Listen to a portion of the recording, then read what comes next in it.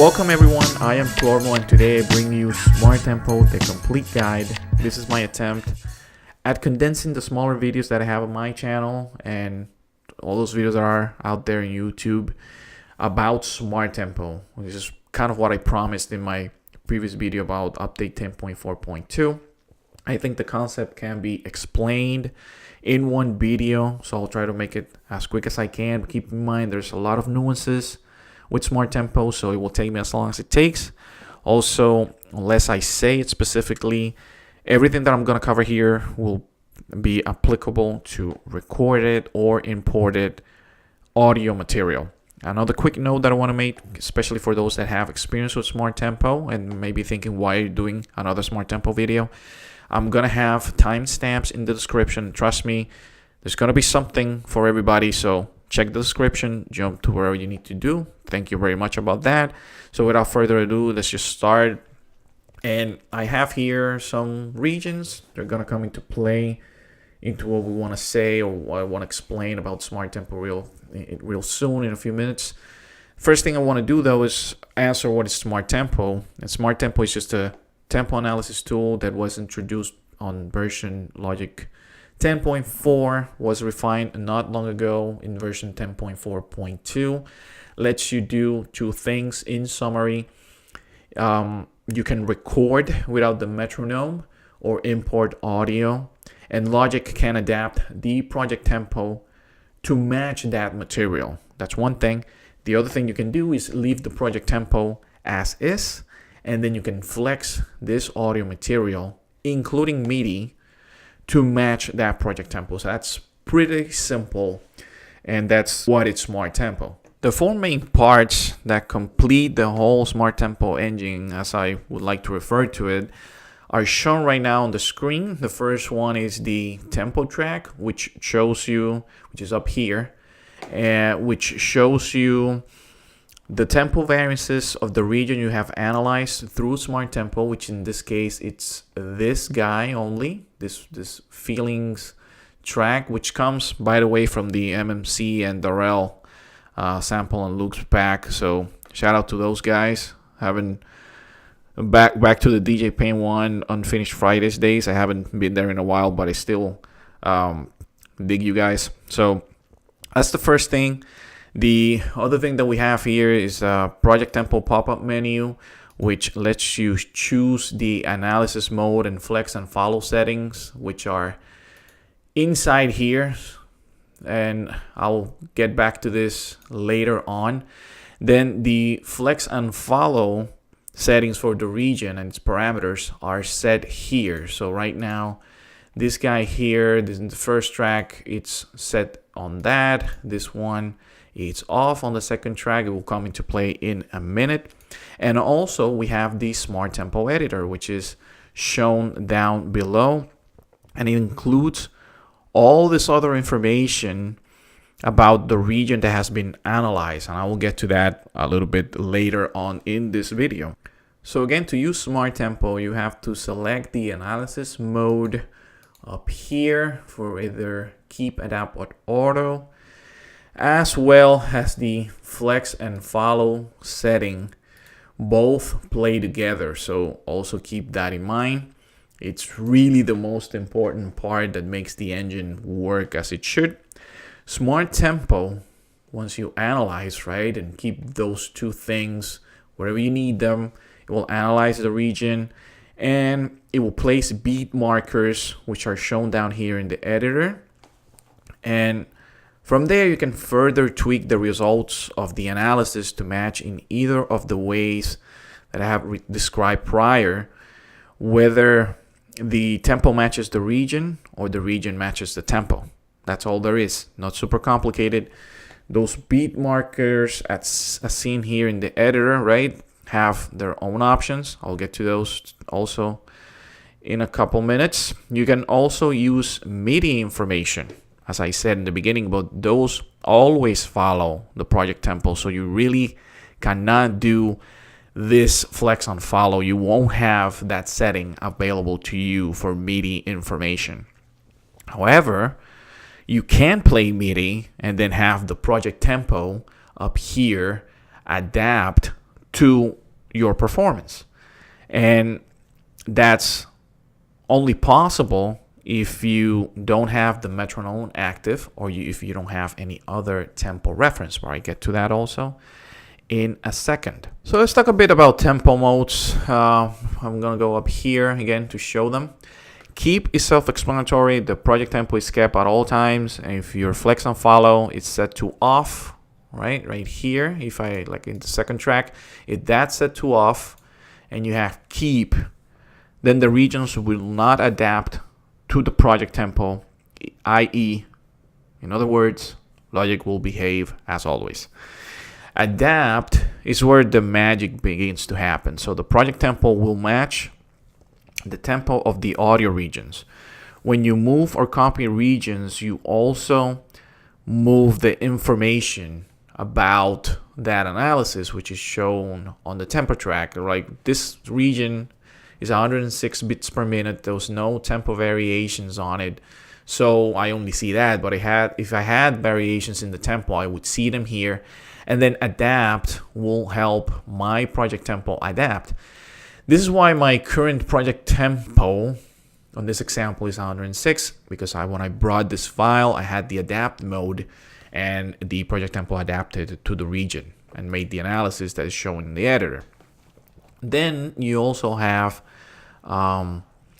automatic, but before I go to that, one thing that I missed with adapt is that this is the mode that will let you record freely without a metronome or tempo reference, and then the project adapts. That's another important part of it. Auto is also self-explanatory. Logic just decides which mode to use for you, depending on if you have a tempo reference on or not. So notice how I have said that already a few times. It's very important. So remember, the setting, the flex and follow, and if you have a tempo reference, it's what makes the whole engine behave the way it should. If you don't have tempo references when you're using automatic mode, then the project remains in keep mode, or the smart tempo mode will remain in keep mode. And if you have a tempo reference, then it behaves as adapt mode. I have said tempo reference again. So what's a tempo reference? A tempo reference can be something as simple as the metronome. So that's why you have to keep in mind if you have it on or not. It can also be another audio region that has information on the tempo track. For example, this region here already has information on the tempo track. So if I brought something in here and was in automatic and had my flex and follow, etc., said, and I wanted to drop that new region right here, which covers this existing one, then that tempo information, the tempo track, is a tempo reference. So you have to keep that in mind. If you want to just pop different things to just see what their tempo is with adapt, make sure that you throw them at different intervals so that they don't conflict, and then go in and further tweak that. That also applies to auto. Okay, so let's see what else. The region cycling, it's also, or can also be considered a tempo reference. So keep all of those in mind, because again, that lets the engine behave the way it's supposed to be and not exactly the way we think it should behave, and that way will prevent confusion and frustration with using smart tempo. So now talking a little bit about the tempo track, there's a few color cues as well that tells us what's going on. Blue means that nothing has changed on that tempo information. That makes sense because I have this to keep, so nothing's gonna happen. Orange means that the project tempo of that region will be defined by the tempo of a new region. So if I were in adapt, notice that as soon as this region ends, then the tempo track says, well, this area here can be whatever you want it to be as soon as you bring something that falls inside that region. Remember, if you put something in this region, it's gonna behave differently. And last but not least, you may have red. and that red color will mean that a change is happening or is about to happen. So this is more visible when you move regions around. So let me try that here. You see that red means, okay, so now you are moving whatever you had on this specifically downbeat here on the left. You're moving that information around. So hey, you're in adapt mode, so I need to adapt what the project to what you're doing. So if I move this here, you see that now the tempo was adapted, and then that variation in tempo to the new region that I have here that I haven't analyzed then moved with the corresponding region. So I'm gonna undo that. I'm gonna bring the tempo mode back to keep, just to make sure that I don't confuse you guys. So that brings us to flex and follow up here to the left, and it's available for any track that you bring in. We have 4 modes or 4 parameters. Off means that the region is not flexed enable, and it will not follow any project tempo changes, again as if Logic behaved normally. On means that the region is flex enabled, so changes to the project tempo are going to be reflected on the region. However, then you have 2 other on modes, on plus. So you have bars and beats. I call them bars and beats for short. So bars, it's the same, right? The region is flexed, but the analysis should create beat markers to further help the region conform to the project at the bar level.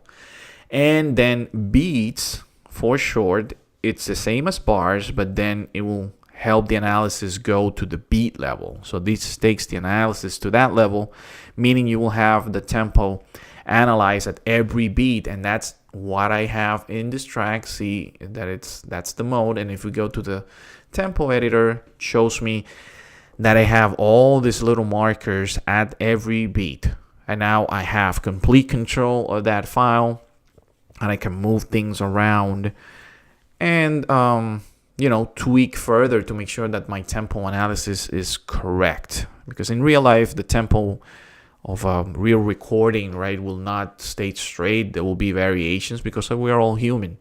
So this kind of achieves that. It's just very powerful in my opinion. And you can see I'm going to start playing with this in a second. But a disclaimer before I move on related to flex and follow. Remember that the quality of your audio material makes a ton of difference in all of this. So don't immediately assume that Logic is not doing its job. If you're adding some crappy MP3 file, Logic doesn't give you the expected result 9 out of 10 times. It will be because you have some option either not set properly. But I know that Logic sometimes does wrong things. I'm not saying that. It's just that 9 out of 10 you either have a wrong setting or your audio material is just crap, and Logic can not perform miracles as far as I know. I've tried, trust me. So that means that if you have a crappy audio file, Logic will probably have some trouble detecting and analyzing the transient information, and thus it's not going to give you something as pretty as what you're seeing here. Perhaps it's going to, even if you have on beats and it's just gonna give you 1 or 2 lines, that might be the reason. So just keep that in mind. Try to work with what you have. The cool thing is that you can add more yourself down here, so it's similar to that flex time that's still available to you, but I don't know why you would want to use it with this available to you. So now let me do a quick example of recording. Please, this is just an example. Don't bash my playing skills, which are not that great anyway. So in order to do that, I need to have this in adapt mode, and I should start over here somewhere so we don't conflict with what we have. I haven't tried this enough times, so sorry if it doesn't work. I need to add a software instrument, of course. It added Ultra Beat by default. I don't know why. I'm just gonna go with the retro synth. Where are you? There he is. Okay, so I have sound. That's good. Notice I don't have the flex and follow enabled. If I start recording, right, my metronome is off. Adapt tempo. It's orange. It's ready to receive new info. Let's try that out.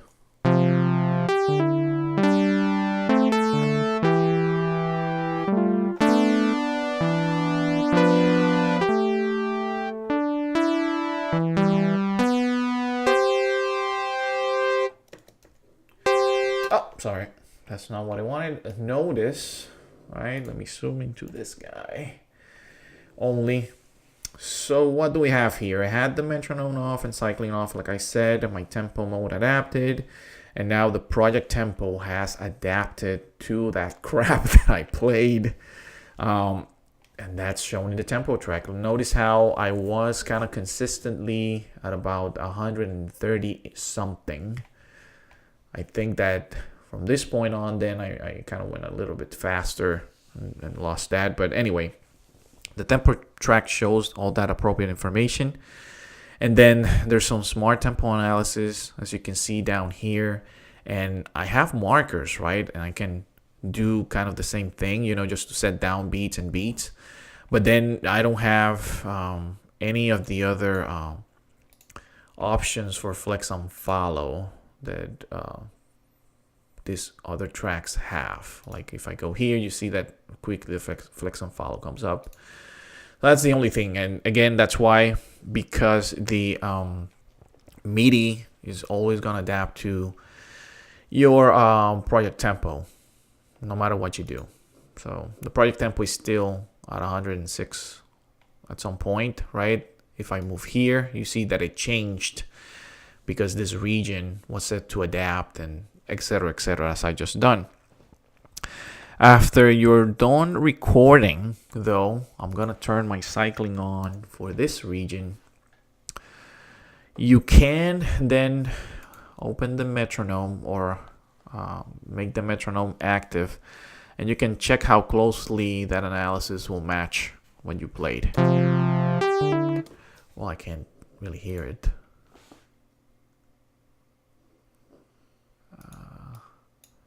Can't hear that well. Let's go to metronome settings. Make the volume a little bit.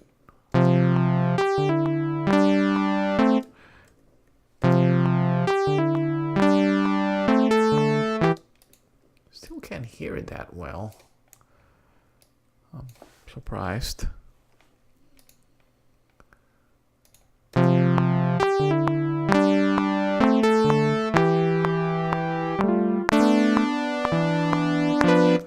So it's not perfect, as you can see. So I can start tweaking that performance. It's not gonna be that different to you just quantizing stuff, but this is just a different level that lets you do it. Keep in mind I'm recording MIDI because I only have a MIDI keyboard.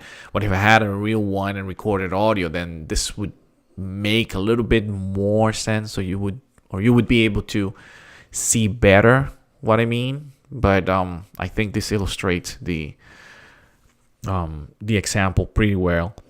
So in all of this, if you imagine if you had a audio file, then that's where your flex and follow would come in handy, in the sense that depending on the setting, then you can get the region to match the metronome better with the bar or the beat settings. And you will be flexing at those levels and making more tempo variations possibly. Again, this is just MIDI, so it's going to be very easy for me to match everything by quantizing. I don't want to waste your time with that, but it's similar to flex time. You can just move transients and downbeats around and make a match, okay? So additional recordings that you throw in here will adapt to this new information. If I had this example as my basis, it's also true for this this region here. If I threw another audio file in here, even though I had keep, if I made sure that I have my flex and follow, then that new region will adapt to that 106 beats per minute. And to be honest with you, I want to try that right away. I'm just gonna make a new audio file, have keep tempo, and I'm gonna make this align on bars and beats. Let me throw something else in here. It's analyzing.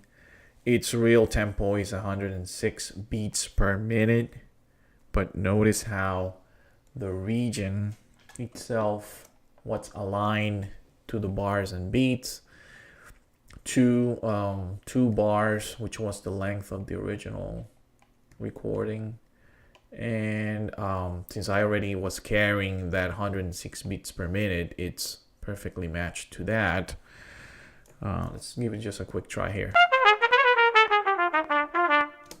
That's obviously faster than 90 beats per minute. I'll let you hear the file with the right tempo. It's not gonna be visible here. I'm just playing it on my folder.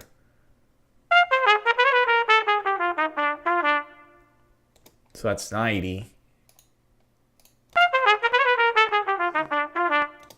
That's 106. Not a big difference, but it's noticeable. So that works as it's supposed to.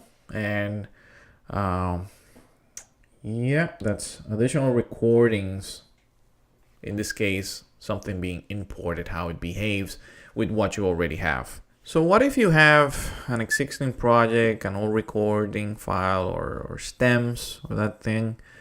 This is where we get to the current state of Smart Tempo, which is, well, the same principles that I've explained already still apply and will behave the same way. So it's pretty simple, but it's especially important if your files have already tempo info on them and you have identified their tempo in the file. It makes everything much easier, but also keep in mind that you have anything that was saved as an Apple loop, it will behave as MIDI and will always follow the project tempo. So keep that in mind, because unless you embed the tempo info to the region again, then you won't be able to do any kind of flexing like I've shown. And that's something that if you download something from a certain sample packs and stuff, they're already set like that, like Apple loops, and then you can't do any of this that I've shown so far, and it makes it confusing.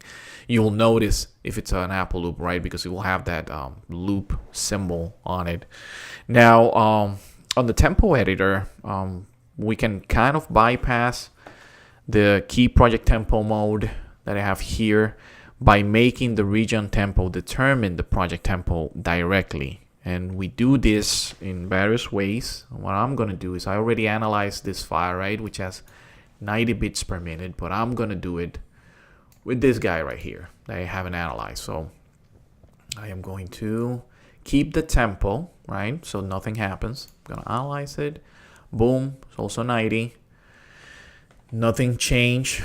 So what I can do is right click, go to tempo, and then apply region tempo to project tempo. You also have it here, apply region tempo to project tempo. You can also do the same thing in reverse, right? Apply the project tempo to the region and then select the downbeat. I'm gonna do the first one. I'm gonna go here, and then this new window will come up, which is not new, right? But this function applies the tempo to the project tempo, and it can also align the region to the downbeat. If I do that, it's going to find the nearest downbeat of the project and align it, which would be this other file that I have over here in this track. Or you can also choose to maintain the relative positions of all the regions. That's come in handy in remixes, or if you have something already recorded and you want to add things later, like samples, you can use that. I'm not going to do it because I'm just going to show you how this interacts. I'm going to do apply, and notice that my project tempo now will go to 90 every time it gets to this region, because I have done that. I have overwritten the keep tempo function to an extent. So let me talk a little bit now about the editor real quick. So you have all these options, right? It shows you also all this information, the tempo, you can double time it, half time it, signature. You also have this tempo synchronization, and you can either do it constant or variable. You also have your own tempo here and your own playback preview. Like if I go here, and I can also use the tempo or the metronome. It's probably hard to hear again, but anyway, that's how it goes. I can also zoom in and out. I can cycle that on. And then here in the view, I can scroll and play or do a tempo curve overlay. I can also, if I had multi-tracks, I would be able to select them here. And then in the edit region, we have these other options that I have explained before in other videos, but again, just as a quick recap, you can apply the region tempo to the project tempo. You can do it in reverse. You can also maintain the time position of all regions like I did. You know, that little window that appeared is just these three options. Basically, again, you can reanalyze based on changing the mode and the flex and follow. You can also remove the original recording tempo and analyze again. So if I recorded this MIDI region, for example, and I wanted to remove all that information and reanalyze again because I just found out that I could have tweaked better where is the line to the downbeat and all that, I can do that. And then you can also have these other options down below which let you set the downbeat at the playhead position. That's pretty handy if you have two different sources like an acapella and a beat or a instrumental, and you know that the downbeat is a specific area. You place the playhead there and use this option. I'll let you set that downbeat where you need it. Also, I don't know if you noticed, but you have the you can revert those original changes to the original tempo of that recording, or just revert all the changes altogether, which is good. And then these options down here, like set the average tempo for the selection, is just gonna set a single average tempo for that area or region that you have selected. And then set average tempo within each bar. It sets an average tempo within each bar of the selected area or region. Extend first tempo in selection to beginning, sets the part of the region that's before the selection to use the leftmost tempo in that selection. And then the opposite would be true with the next option, which is going to set the part of the region following the selection to use the rightmost tempo in that selection.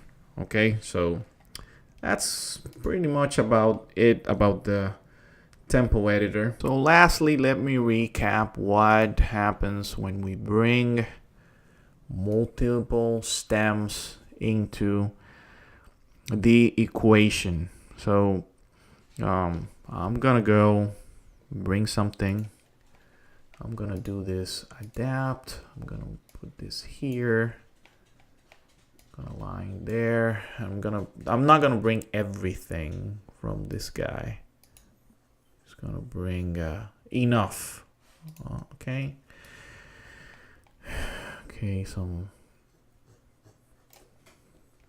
So remember, when you're bringing multiple stems, in order to make sure that your tempo information and your tempo analysis is correct and that all those regions play into it, you have to either have the, well, actually, I'm going to cancel that real quick. I'm going to have the metronome off. You have to make sure that you are in adapt tempo. I'm going to undo that real quick. Adapt tempo. Bring these guys again. We are bringing too many. Make sure that you have either create new tracks or use existing tracks. And then you have to tell it all selected files are stems from one project. Do OK. It's gonna take its sweet time analyzing it. And through the magic of video editing, we skip that whole analysis deal, but notice how now my tempo, it's at 80 beats per minute, which is what this arrangement is at. And I'm gonna play that real quick. Just a beat.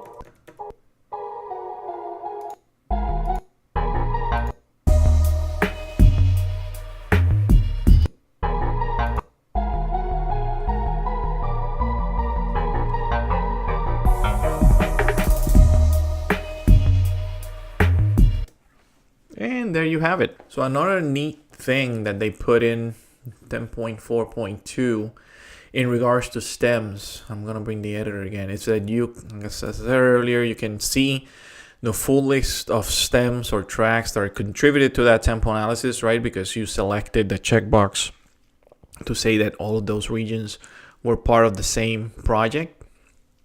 And you can also see the down mix. Look at that.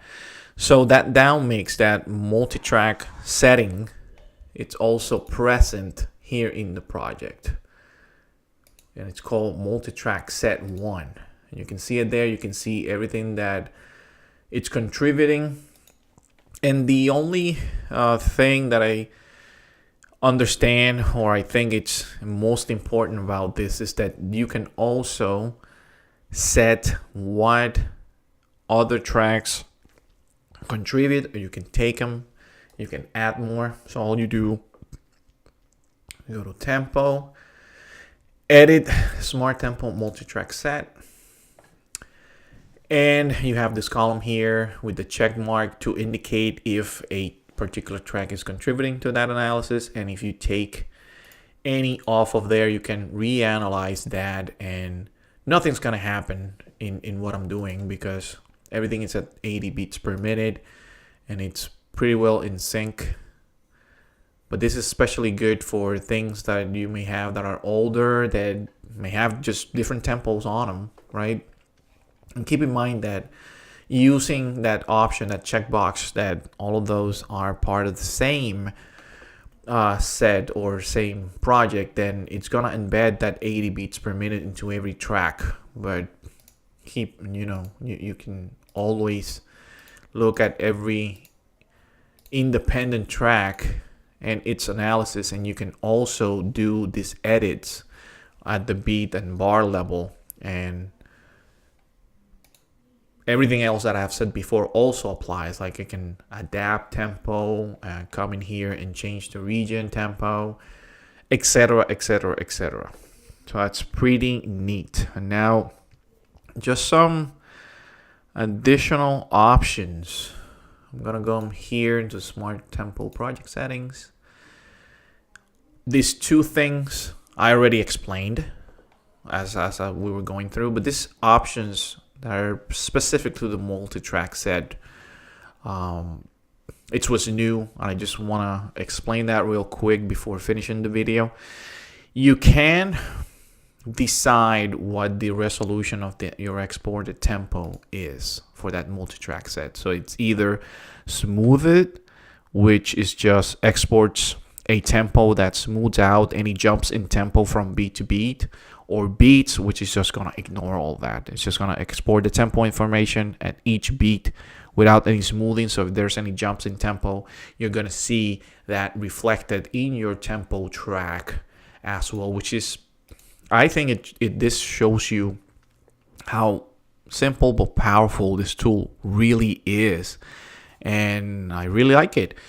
So now to finish the video, just so I don't forget and I don't ignore it, you also have these following options for every beat and downbeat marker that you have in your tempo editor. I'm gonna keep this as an example.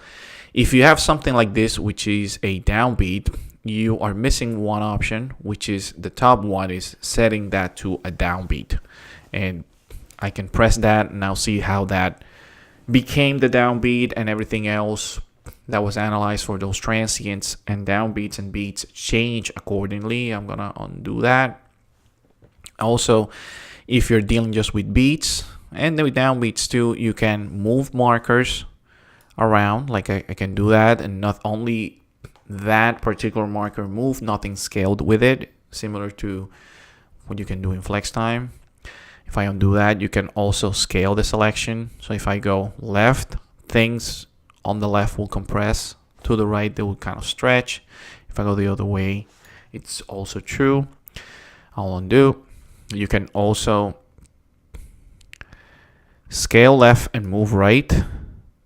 So it compresses everything to the left, but moves every information to the right. So that plays with what I was talking about earlier, which is, so you see how they become active, these these other 4 options that I explained a few seconds ago. That's because I am moving and scaling information to the left or the right of a beat or a downbeat. And I can also scale all, so everything just scales to wherever I move, and that's obviously going to change your tempo information right now because I'm in adapt mode. And last but not least, you can move everything around and just set new downbeats. Also keep in mind, oh my god, that was not supposed to happen. That undo wasn't supposed to take everything out, but I'm not gonna redo it because it's just gonna bog the computer down a little bit. But I can use this other one. Also keep in mind that your keyboard keys D and T add beats or downbeats. So D will add downbeats and T will add beats. And that's all that I had for Smart Tempo, the complete guide. I appreciate all the support and the attention to this video. Remember, there are timestamps in the description, so you can just go to the specific portion that you need a little bit more info on or just clarification on.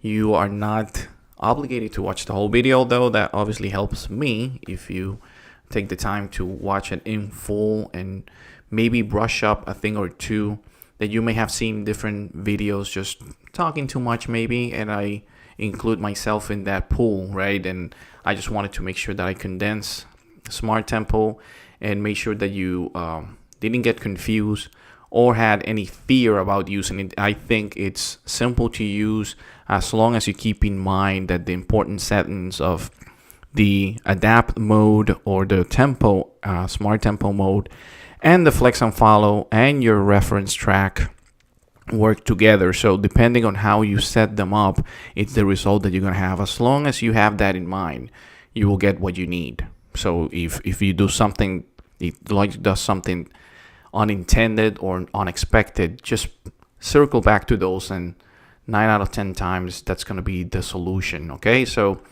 with that, I'm going to leave you for now. In the next video, I'm going to talk a little bit then about sends and faders, which was the other topic that I thought was very important from the 10.4.2 update, and give you a little bit more in-depth examples, and that way you can also start using those right away if you don't feel comfortable or just still a little bit confused with what that does. Okay, as usual, thanks for all the support. If you haven't done it, subscribe to my channel Clormo, like, share this video. If you have any questions, comments, or want to share your own knowledge about this topic, leave a comment here. If you're shy about everybody seeing what you have to say, just DM me or contact me on social media privately on Facebook, Twitter, Instagram, clormoindustries@gmail.com, which is the email, or clormoindustries.com, which is my webpage.